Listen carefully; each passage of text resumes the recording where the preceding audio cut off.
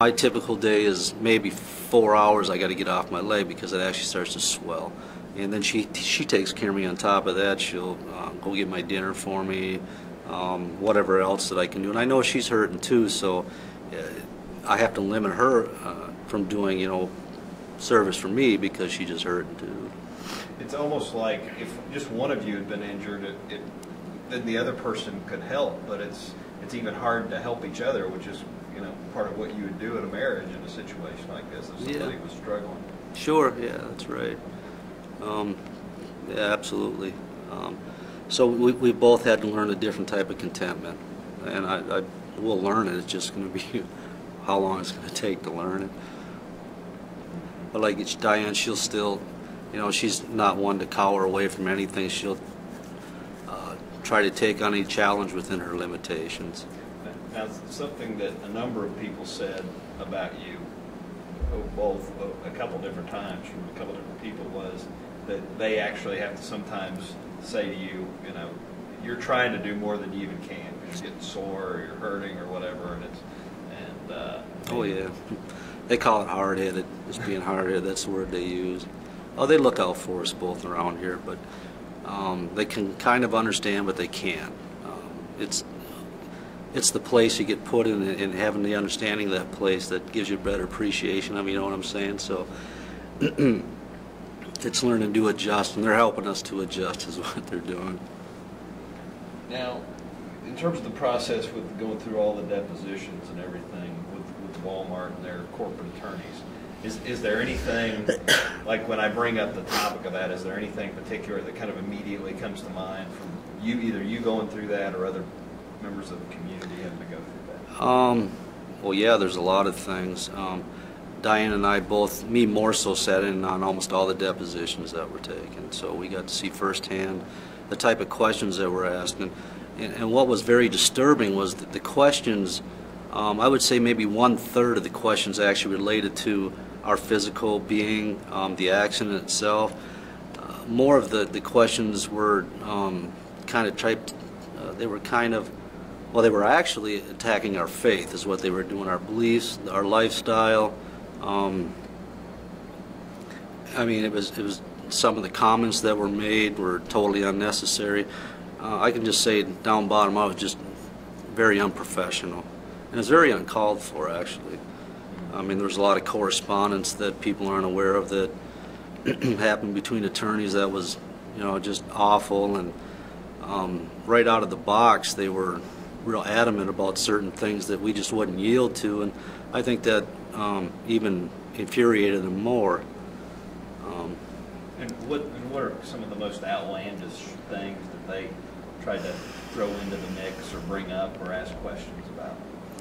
Well, my own personal deposition, now unless you've got metal in your body, it's kind of hard to explain this to somebody, but in the course of the deposition, of course, we were asked to explain our injuries. I was asked to explain, most of mine is my right leg, in fact, 99% of it.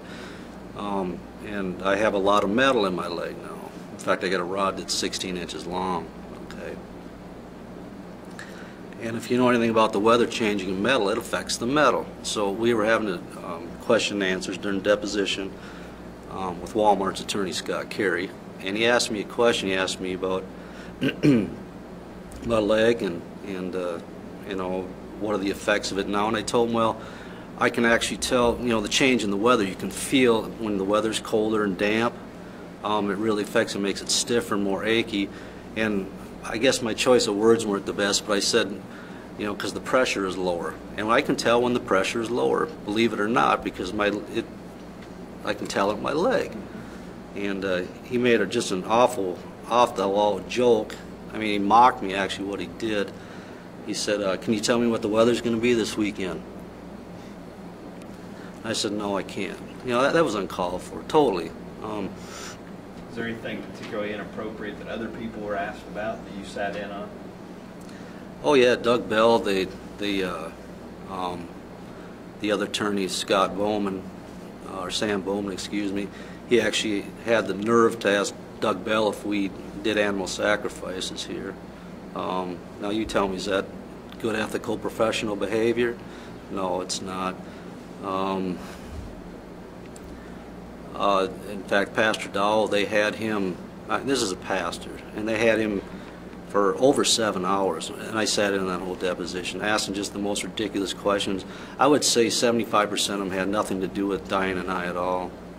It just had to do with our life here, the community living, the community in general, questions that weren't even relative or pertinent to the accident. Did it feel like religious persecution? Yeah, in a nutshell, that's what it felt like. Legal harassment, another good word. It's just totally unprofessional and uncalled for. And did you get the sense that they were trying to project almost every strange or unsavory thing that any sort of religious group or a cult or anything you'd ever heard about, they were trying to throw all that to the wall to see if it's stacked? Oh, sure. In terms of money and sex and animal sacrifice and yeah. Oh, no doubt. They were trying to definitely put a nature on us that wasn't anything actual or true at all. They were trying to show elements of control, cult-like control. I mean, this is all from a viewpoint that only they thought they understood, but they didn't understand anything about it. And to this day, they don't. They questioned us about, oh boy, healing and deliverance and other aspects of biblical Christianity, which just ridiculous. They even asked me if I owned my own furniture in my house. They asked me if I owned my own clothes, if I bought them. Just ridiculous things like that. Now, one thing that I think has come up in some of the research that I think it's a legitimate question, though it may feel a little invasive, is I think people who don't understand how a community like this works wonder about if there's a settlement, how does the money work? I mean, if there's kind of this unity of